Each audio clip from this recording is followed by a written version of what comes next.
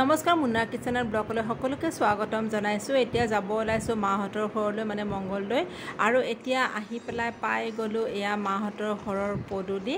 আজি আমাৰ একমাত্ৰ ভতিজীজনীৰ আছে 2 বছৰীয়া জন্মদিন, আৰু আনপিনে এয়া মাহীৰ ছোৱালী দুজনীয়ে বেলুনবিলাক সজাই আছে। সিহঁতে হেনো ৰাতিপুৱা আহিছে, ৰাতিপুৱাৰ পৰা এই বেলুনৰ কামতে সিহঁতে লাগি আছে। আনপিনে হৈ আছে এয়া আয়তীৰ নাম।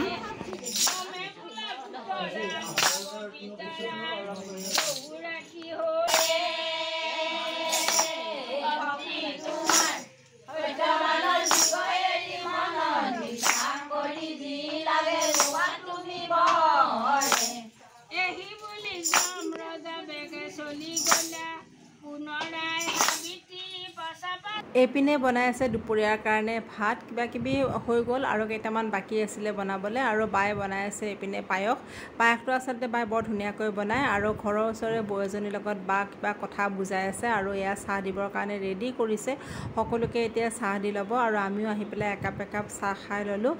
যদিও গৰম তথাপিতো চাহ খালে কিবা এটা এনাৰ্জি পোৱা যায়। আনপিনে এয়া বাদামী আলু বা সৰু আলু ভাজি আছে, আৰু এয়া হৈছে আমাৰ টিকলিজনী যাৰ জন্মদিন। আৰু এয়া বেঙেনা বেচনত বনাই আছে। আমাৰ টিকলিজনীয়ে আকৌ গান শুনি বহুত বেছি ভাল পায়, সেইকাৰণে ভণ্টিয়ে আজি তাইক এই মিউজিক চিষ্টেমটো উপহাৰ হিচাপত দিলে। আয়তীসকলে নাম সামৰিলে। মই ভাবিলোঁ এই পৰিৱেশটো অকণমান ভিডিঅ' কৰি থৈ দিওঁ, লগতে কেইখনমান ফটো উঠাই পেলাই থৈ দিলোঁ। আচলতে সময়ে কেতিয়া কাক ক'লৈ লৈ যায় সেয়া অকল সময়ে জানে। আকৌ বা তেওঁলোকক কেতিয়া লগ পাওঁ নে নাপাওঁ, আকৌ বা একে থাকে নে নাথাকে তেওঁলোকে, সেইকাৰণে এই সময়খিনি আবদ্ধ কৰোঁ। আৰু এতিয়া বিলাই আছে প্ৰসাদ। আচলতে প্ৰসাদৰ প্ৰতি মোৰ বিৰাট দুৰ্বলতা আছে, মই প্ৰসাদ খাই বহুত বেছি ভাল পাওঁ।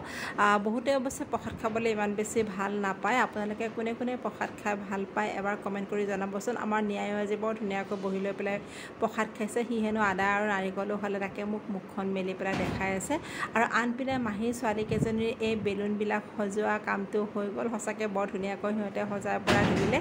প্ৰসাদ চসাদ খোৱাৰ পাছত এতিয়া এই দুপৰীয়া ভাতৰ কাৰণে সকলোখিনি ব্যৱস্থা কৰিছে। এতিয়া যিহেতুকে ভাত দিব হ'বই, প্ৰতি বছৰে জেঠ মাহত আমাৰ ঘৰত নাম এভাগি পাতে, আয়তীৰ নাম। আমাৰ ঘৰত মনসা মন্দিৰ আৰু লক্ষী মন্দিৰ 2টা মন্দিৰ আছে, আৰু সেইকাৰণে প্ৰতি বছৰতে জেঠমহীয়া নাম বুলি কয়। আয়তীসকলে নাম এভাগি ধৰে।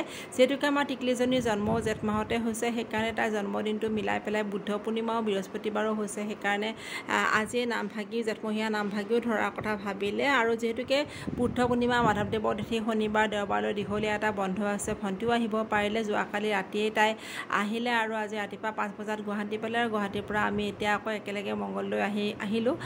বুদ্ধ পূৰ্ণিমাৰ কাৰণে আজি আচলতে ঘৰত নিৰামিষো বনোৱা হৈছিলে, পিঁয়াজ নহৰু একো ব্যৱহাৰ কৰা নাই। আকৌ বৃহস্পতিবাৰ আছিলে। নিৰামিষ হ'লেও আচলতে 15-16টামান আইটেম আছিলে, বহুত ধুনীয়া লাগিছিলে। বহুত দিনৰ পিছত ইমান ভাল খানা এটা খালোঁ।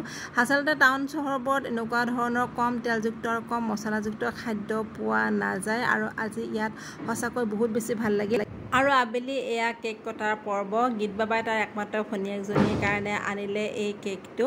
গীত বাবাৰ আচলতে একমাত্ৰ ভায়েক আৰু ভনীয়েকৰ প্ৰতি বহুত বেছি মৰম আৰু ভাল পোৱা আছে। কিন্তু আমাৰ টিকলি মাইনাজনীহে হঠাৎ কেক কটাৰ সময়ত কি জানো হ'ল, এনেকুৱা এটা জক উঠিলে যে তাইক কোনোপধ্যে ভাল বা নতুন কাপোৰ এটা পিন্ধাব পৰা নগ'ল। দিনত আচলতে বহুত বেছি গৰম আছিলে, সেইকাৰণেই নেকি এইটো টানিছে তাইক, সেইটো টানিছে ল'বৰ কাৰণে। সেই গৰমৰ কাৰণেই চাগে কিবা খং উঠিলে। আৰু তাই যিহেতুকে আমাৰ ঘৰখনৰ একমাত্ৰ ছোৱালী, ইমানবোৰ কাপোৰ তাইক দিয়া হয়, কিন্তু তাইক যিমান চেষ্টা কৰি হ'লেও আমি তাইক কাপোৰটো পিন্ধাব নোৱাৰিলোঁ। এইপিনে দেৰি হৈ গৈছে, আমি উভতি আহিব লাগিব, সেইকাৰণে তাইক তেনেকৈ কেকটো কটালোঁ।